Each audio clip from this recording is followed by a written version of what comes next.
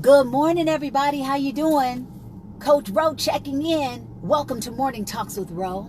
How you doing? I know it's the afternoon on the East Coast and in the Midwest, but over here in Cali, it is still the delicious morning.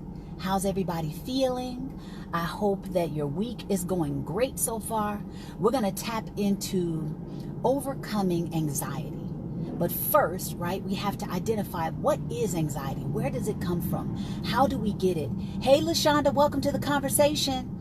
And then what are some of the things that we might be able to do in order to overcome it? So I'm going to leave the conversation open per normal to everybody who decides to join it so that they can help with some of the remedies. I know that a lot of people who engage with Morning Talks with Ro deal with anxiety, at least they claim to.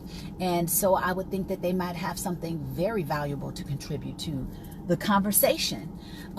Hey, everybody, welcome to the conversation. Hey, Brenton, what up?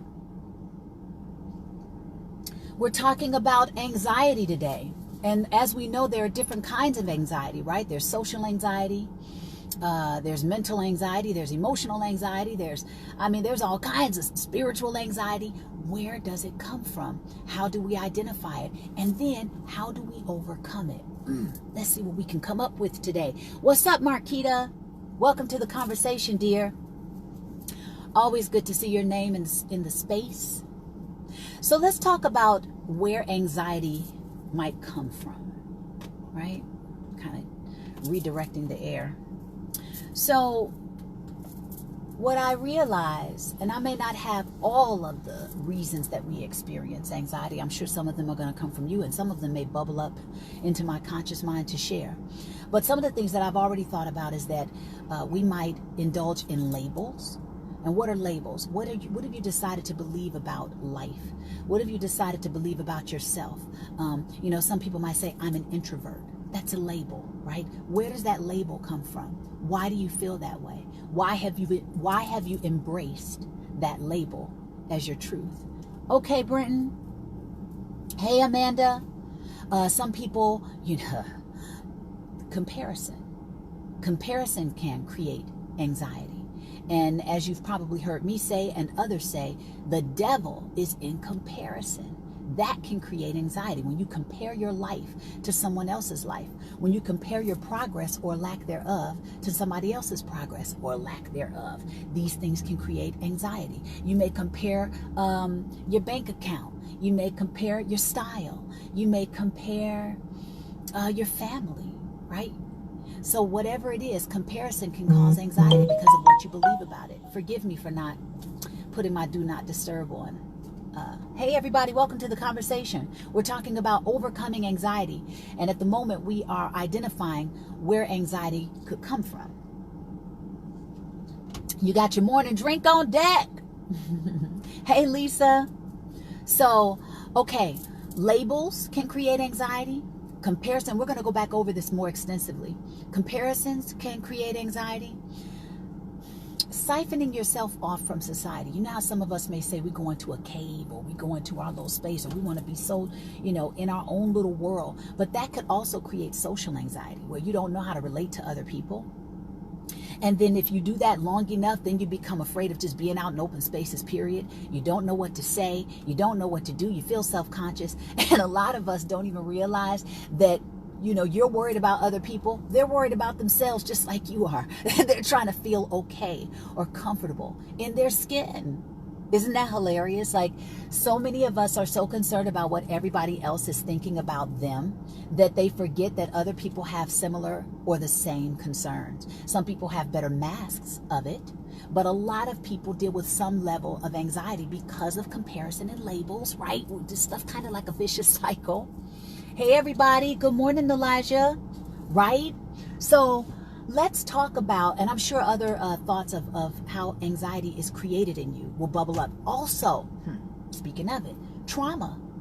If you've dealt with any emotional or spiritual even, mental trauma, physical trauma, you may have developed an anchor about that. Meaning, in that moment, if it was traumatic enough, your brain it will send a trigger if you come into an environment that's similar. So let's say that, okay, you could even be at an assembly when you were a kid, right?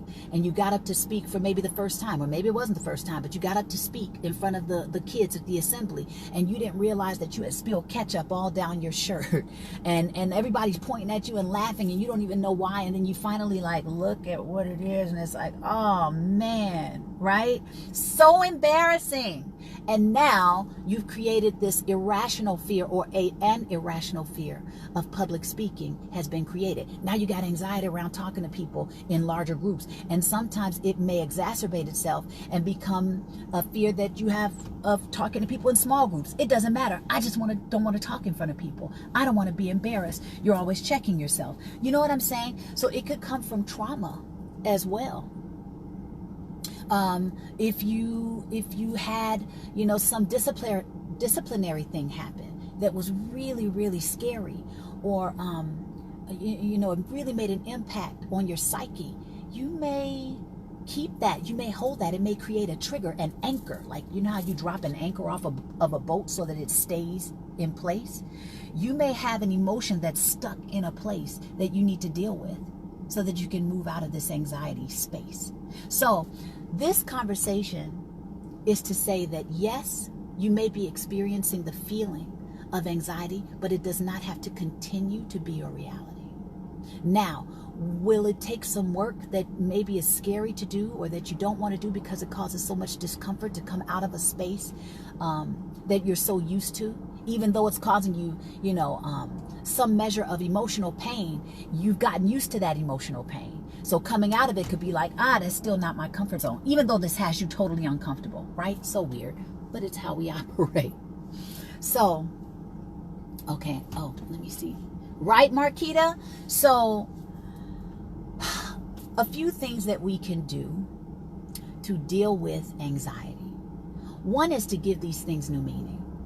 A lot of us leave this stuff where it happened, and we just hold on to those emotions that were created in that moment, and we bring them forward, right? Oh, that speaks of another thing that can happen that can create anxiety. Either you're stuck in the past about something, or you're projecting about something that you're afraid of in the future. Hasn't even happened, might not even happen. But if you're projecting there and you're creating a phantom to be afraid of, that can create anxiety as well. But look at what all of this stuff is. It's beliefs. And we can change beliefs. Now, beliefs are very powerful, right? Beliefs are very powerful. Belief is what can propel us to take bold steps or to stay in a very scared space. Belief is something that says, I can have this, or I can't have this. Belief is something that gives you the power to go outside of a comfort zone or stay right there in that uncomfortable place, right? However, a belief is not a staple. It is still a flexible, moving, static, like thing that can move. For some people, it feels like a staple because it's like, no, this is just who I am. But if you decided to change your blueprint, if you decided to go in there and give some things new meaning, and you kept doing that over and over and over again, repetition is the mother of all skill, right?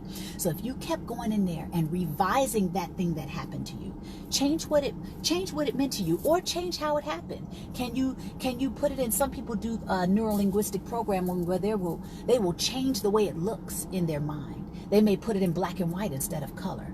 And then by putting it in black and white, it kind of separates you from the experience. It's kind of interesting, right? All of a sudden, it doesn't feel like it's real. It's kind of like a movie or a projector or a projection, you know? You can go back and revise it and say, okay, I wish I had said this. So let me go back and say that. You know how they say that those Olympic champions, before they even get out to their competitions, they are winning in their mind first. They go over that, like sprinters are running and winning and running and winning and got the victory lap and running and winning over and over and over and over in their mind until it actually feels like they're winning. The muscles in their body actually fire like they're running. That is how powerful belief is. That is how powerful belief is. So, if you can do that with your life experiences, If you can go back into your past, if it's something that's bothering you from your past, if it's a traumatic experience, if it's something that you have decided to believe, right? A label you've decided to believe about yourself or about society or about another person. If you took the label off, what else could you put on it? Or could you just go with non-judgment, period? Could you just let it be a thing and not judge it right or wrong, good or bad?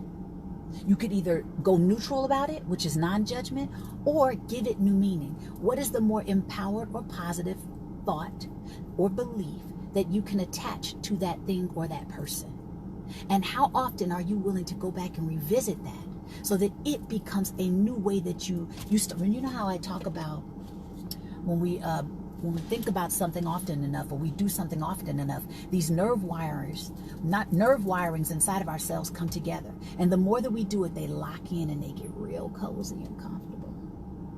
But the more that you send in another signal that says, no, that's not my truth, or no, that's not actually how I feel, or no, that's not actually what it was, or no, that's not actually what I think, or no, that's not actually what I choose to believe anymore, or no, I know that's not real, no, I know that's not what I think, no, I know that's not what's real, no, I know that's not what I think. You plant a new seed, you break those nerve wirings apart.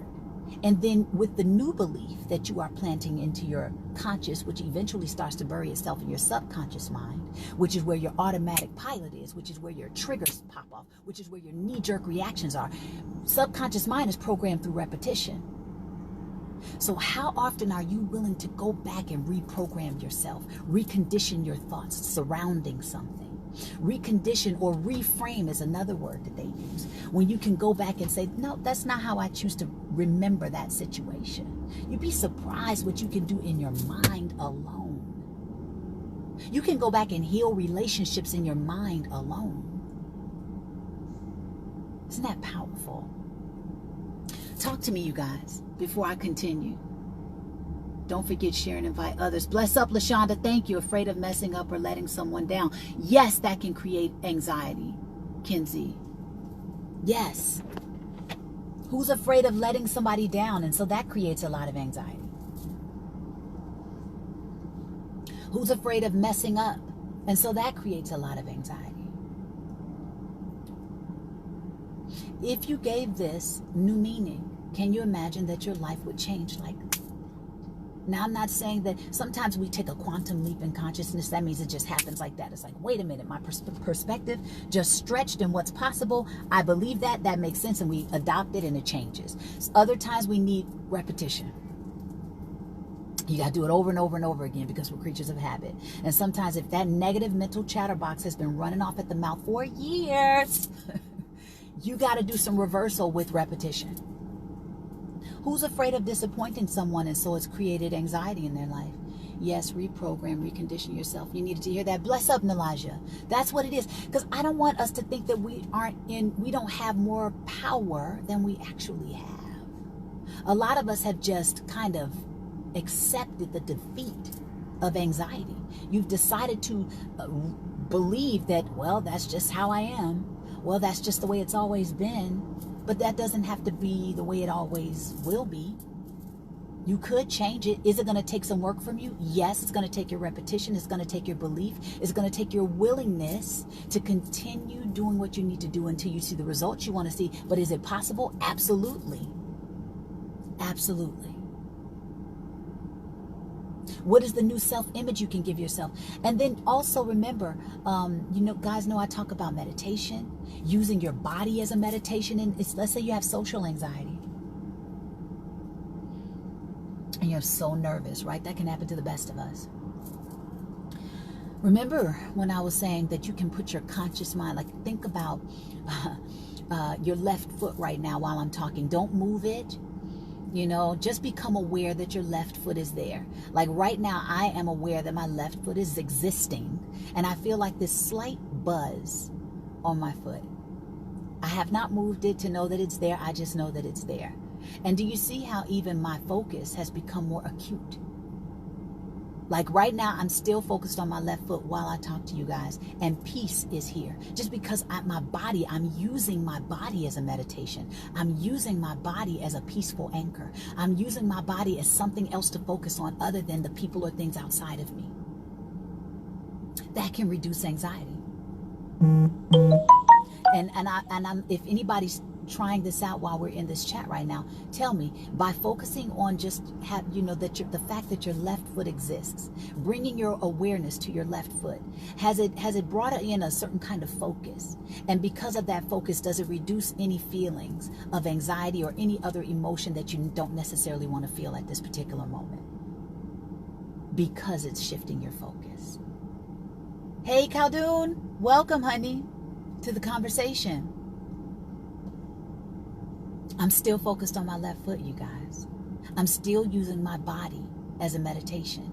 You can do this wherever you are. And for those of us who are like, oh my gosh, what am I going to say to people? I don't know how to act in a moment, when I'm in a group of people and I never met her. I want to get out and be more social, but like, what do I do with myself? What do I do with my body? What do I do with like some of us don't even know what to do with our body. Use your body. Focus on a specific aspect of yourself. It could be your right hand and your left foot. Now, look at the focus you have. Listen to me while you put your awareness on the fact that I have a left foot. I can feel the tingle there. I have a right hand. I can feel the tingle there. It's like a slight sense of just a sensation that it's there. And then become more curious about the person or thing that's in front of you than you are about having something to say. So, for example, you may be there and I'm still focused on my left foot and my right hand, you guys. Okay, while I'm talking to you. For example, you may be talking to somebody and just ask them what you would like to know about them. And just by being more curious about who they are, where they've come from, what's been their biggest inspiration in life, are you doing what you're passionate about for work? Do you have kids? What's the most rewarding thing about being a parent? Just ask questions that probe them, and conversation can naturally bubble up. And so I'm going to put that challenge out there for those of us who deal with social anxiety. Go out this weekend or tonight or some happy hour or something you wouldn't normally do, and try this out. Use your body as a meditation if you feel like you don't know what to do with yourself.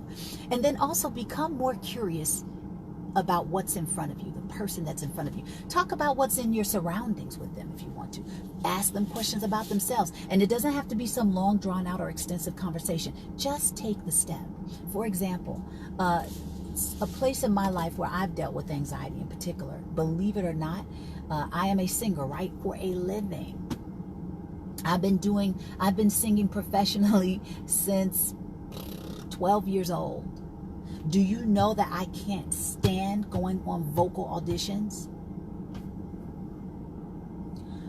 I have created so much pressure in my mind. I know that it's something I've created.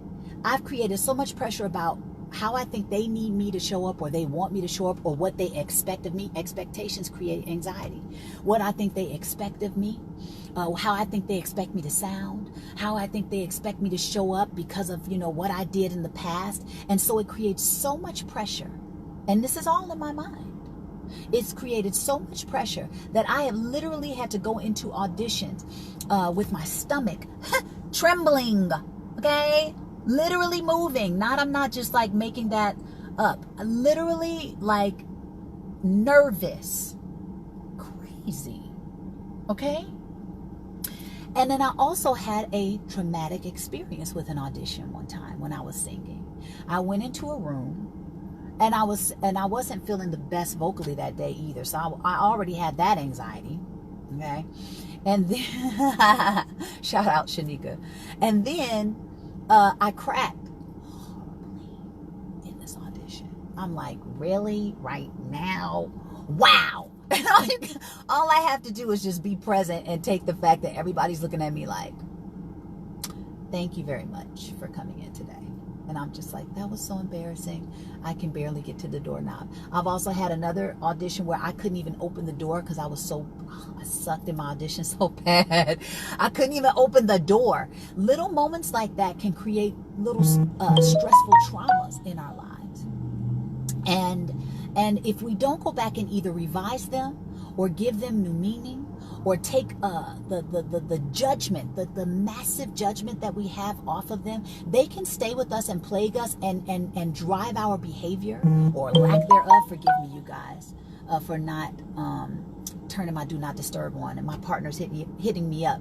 I got to go into a interview in a few minutes, so I'm going to be closing down. But we have to go back and revise this stuff. We have to go back and give it new meaning. Okay, and the more that we can do that, the more we can reduce the anxiety, and then we gotta do what scares us. So another audition, I've talked to you guys about this. I wrote about it in my book, Beyond a Wish. Another audition came up, and they were like, "Ro, we want you to be in this musical." And I'm like, first of all, I don't even really like musicals like that, but you know, it's like a soul musical, and I was like, that might be kind of cool. And then it was for a friend of mine, and he was like, "Ro, come in." And I'm like, why can't you just hire me? You know, I can do it. You know, it's the auditioning process that can wear me out, right? So I'm like, why can't you just hire me? You know, I can do the job. But he's like, no, that, you know, producers and the director, they just want to see you and see what you're capable of. And I'm like, yo, little did he know. I'm so sorry, my buddy's gonna keep talking to me. Little did he know that I was so conflicted on the inside. I had to go outside. I was practically in tears. Oh my goodness, come on, buddy. Okay, I was practically in tears, and my mom was like, "Rhona, you have to go in there and do this. Like, what are you doing? You got to go in there and," as she said, "slay that dragon." And I'm like, "You do." Even if, and there's a great quote that says, "Speak your truth even if your voice is trembling, even when your voice is trembling." I had to sing my truth even though my voice was trembling. And I went in there and I was like, at the end of the day, little do they know, my success is just going in this room and getting through this audition. Whether I get this part or not at this point has become irrelevant. What I have to do is get through this audition and get through this trauma that I've allowed to rule my ability to walk into a room and do what I do. Right? So we have to do what scares us. Now, I had another audition maybe last year. I want to say last year, not 2 years ago. And I had to go in and sing. Did I have some anxiety about it? Yes, I did. But it wasn't as strong as the last time because I did what scared me. And every time we do what scares us, it chips away at it. You don't have that much power over me anymore. You do not have that much power over me anymore. And this time I went in there and my voice was so big that I like practically blew the doors off the wall in the building. But that's all I could do. I had to pull up whatever strength I had to get my voice out of my body. Little do they know, I'm like, yo, just be glad that I got that out of myself. You have no idea. The struggle is real over here. Okay? And I went in there, and this time I sang so boisterously that I cracked up when I walked out the room. But I was like, dog nabbit, I'm going in here and I'm going to give this up. And then the next time if it comes up, guess what? I'm giving it new meaning again. And then I'm going to go slay another dragon. Go slay your dragons. Folks, I hope that you have enjoyed today's conversation. I'm sending much love to you. I'm going to do an interview right now. I'm going to go have fun with that. And I will see you guys in a little bit for the next talk, for Morning Talks with Ro. Okay? I'm sending love out. Until next time.